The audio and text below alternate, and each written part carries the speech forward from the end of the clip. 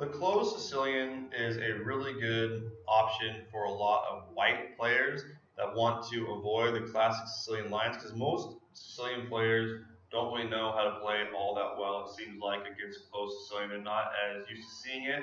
It's played more at the higher levels actually, so I run into it a lot in tournaments, and it's just a really solid opening. Instead of having that exchange on d4 of pawns that opens a position up and leads to all these variations that we've been learning in the course, it keeps the position closed, and it's a more slow positional game that you're going to have, more like a normal game of chess instead of like a big attack happening from white or black and all the tactics and sometimes chaos that can ensue in the Sicilian. So basically in the closed Sicilian, white opts to play knight to c3 here in this second move, and basically they're going to set their position up like a king's Indian attack for white, where they're going to 𝐕𝐚𝐫𝐢𝐤 their king's bishop, and they're going to look to play f4 at some point and expand on the king side and attack the king. So white is still going to look to get a good attack on the king side, and black is going to look to expand on the queen side,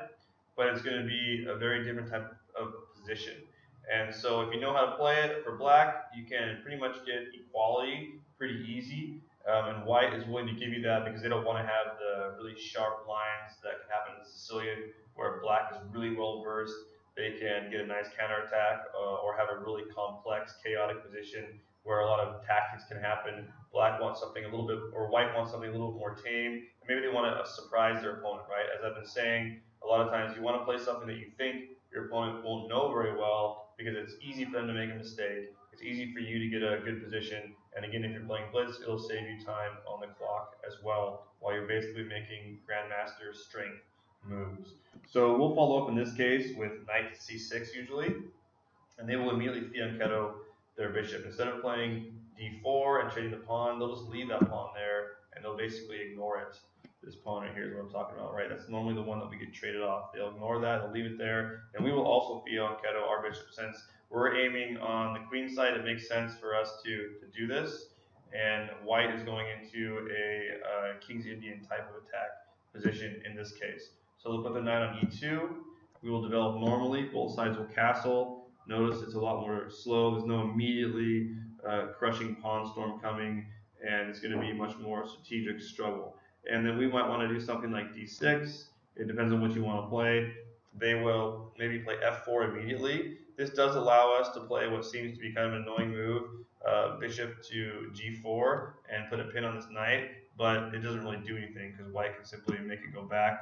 We can't, in this case, put it on h5 because then it will be blocked and we will lose a piece. So we would just have to retreat it. We get them to play h3, which slightly weakens their king side a little bit, but it's not really worth doing. So if you're playing this for white and you're worried about that move there, it's no problem. All you have to do is move this down.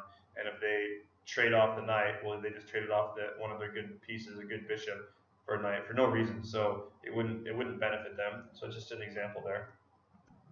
Usually the queen will reroute itself over to f2, or if you're going to play g3 or g3 to g4 here, the queen may also end up on g3, which is a really good square. So white is going to usually get a pretty good attack if they know what they're doing, but we're going to be pushing on the queen side too. And one way to do that, as we saw in the Chinese Dragon, is to move the rook over and play b4. This is a really good theme in lots of different Sicilian defense scenarios for black. So it's just another good thing to know. Move the rook over and push this pawn forward. So this is a typical situation we have. It kind of looks like a dragon, only instead of having the white king on the opposite side and a pawn storm coming, you have it more like a king's Indian attack where the king's on the same side as yours and the pawn storm is coming from that side.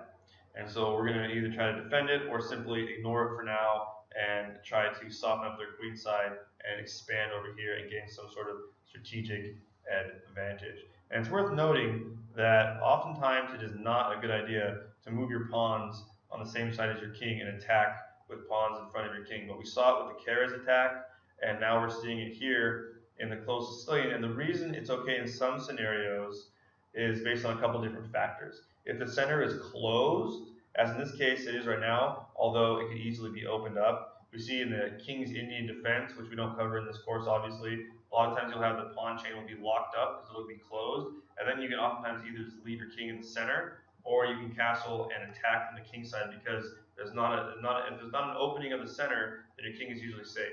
In this case, the key factor is that your bishop is controlling this dark square diagonal, and so there's no way to like make a check on the king or to easily attack the king. We could also just move the king over as white over here, and then move our rook over, and it's not in any danger.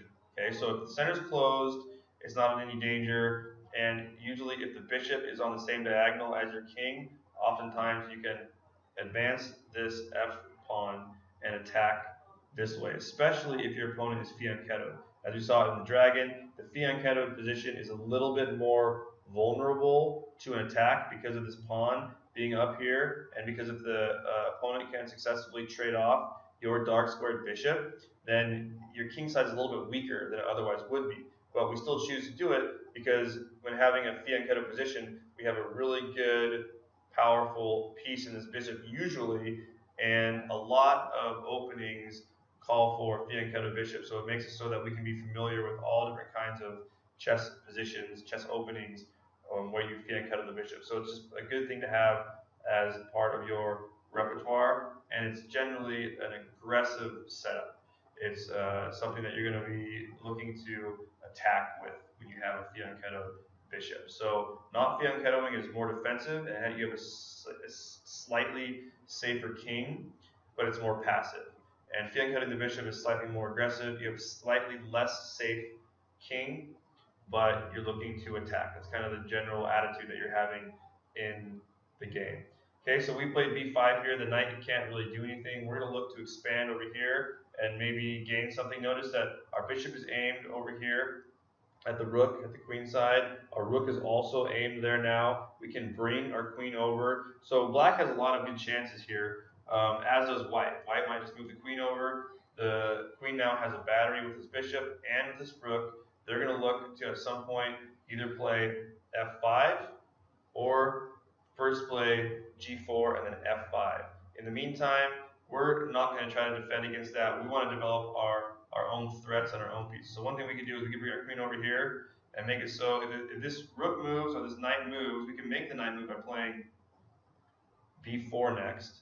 Then there are opportunities for us to win a pawn and to gain some advantage over here. So at this point, you need to do a lot of calculation. We can maybe blitz out a lot of these first moves because we know the opening, and depending on what your opponent does, you're going to be doing a lot of thinking. Your opponent may even want to reroute this knight all the way over here. If your opponent is really good, they're not going to attack immediately. They're going to take some time to move their pieces around so that when they do finally make an attack, it's a successful one. In the meantime, we can look to push forward and gain some sort of an advantage ourselves. Maybe we want to move this rook over and look to push this forward. Maybe they're going to move their queen forward, even maybe sacrifice a pawn in order to surprise your opponent. Lots of different things you can try to do, and have a good game. Aim at this weak pawn. Now you have this. Reroute your knight. So you have a really interesting and fun game. It's going to be a lot different than a lot of the other openings that we've seen. So you're going to want to know what to do against it. If you see this as black, just fianchetto your bishop and play almost like play a dragon sort of setup and look for queenside expansion. If you are playing white and you are tired of playing against the same old dragon or Najdorf or Scheveningen for whatever reason, or maybe you like closed positions better, or maybe you like the King's Indian defense or King's Indian attacked fianchetto bishop positions, then this is a really good opening for white to play against the Sicilian, because oftentimes black won't know how to play against it very well, and they won't set up themselves the way that I'm showing you, which combats it quite nicely, because they're getting this expansion on the king side, we're getting this expansion on the queen side. If black misplays this position, for example, let's look at a way that black could misplay this position. He says, oh, I'm just going to play a normal Sicilian. So instead of fianchettoing, maybe he just does something like this. He's used to white playing this d4 move all the time. So when he doesn't see it, he might get kind of confused and just sort of set his position up normally Maybe he's going to go for a 𝐓𝐴𝐻𝐻 sort of setup. And meanwhile, we get all of our stuff ready. He hasn't fianchetted the bishop, and now we can play f4. And he's still going to have some, he can still play the same setup as he did before and look to push on the side, but the big difference is now he doesn't have a fianchetto bishop aiming at the queen side. So his expansion on the queen side is going to be somewhat less effective than it was before. And since this 𝐲𝐴𝐻𝐻 setup is closed, white can easily take the time to rearrange his pieces and maybe get a really dangerous sort of attack, or he can even just strike the center immediately, because now he's got a lot of pieces aimed at the king. And so even if we want to sacrifice a pawn or something, now we can maybe get some dangerous attacking chances depending on how we want to play it. Okay, so it's a really fun opening to play for white. You can surprise your opponent in a lot of different ways, and I encourage you definitely to have it as your repertoire, even if you only know what to do against it for black. The best idea is to fianchetto your bishop and play for queenside pressure.